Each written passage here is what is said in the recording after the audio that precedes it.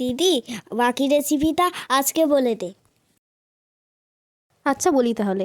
এরপর মশলাটা কষিয়ে নেওয়ার হয়ে গেলে এর মধ্যে দিয়ে দিতে হবে টমেটো বাটা, লঙ্কা কুচি এবং এটাকে ভালো করে মিশিয়ে নিতে হবে। তারপর এর মধ্যে দিয়ে দিতে হবে ম্যারিনেট করে রাখা মাটনগুলো। এটাকে ভালো করে নাড়িয়ে নিয়ে এটাকে কষতে দিতে হবে কিছুক্ষণ। এবার এতে কয়েক টুকরো পেঁপে এবং ভেজে রাখা আলুগুলো দেওয়া হয়েছে। পেঁপেটা এখানে পুরোপুরি অপশনাল। পেঁপেটা দেওয়া হয়েছে কারণ এতে মাংসগুলো ভালো মতো সেদ্ধ হয়ে যাবে এবং নরম হবে। এরপর এতে দিয়ে দিতে হবে স্বাদমতো নুন, ধনে গুঁড়ো, জিরে গুঁড়ো, হলুদ গুঁড়ো। তারপরে কি ভালো করে মিক্স করে দিতে হবে। মিক্স করা হয়ে গেলে এটাকে ঢাকা দিয়ে রাখতে হবে কিছুক্ষণ। এরপরে ঢাকাটা তোলা হয়ে গেলে আবার এটাকে ভালো করে মিশিয়ে নিতে হবে। আর এর মধ্যে দিয়ে দিতে হবে চিনি আর গরম মশলার গুঁড়ো। মাংসটা যাতে ভালো মতো সেদ্ধ হয় তার জন্য প্রেশার কুকারে এটাকে কুক করতে হবে। ব্যাস রেডি হয়ে গেল মাটন কষা।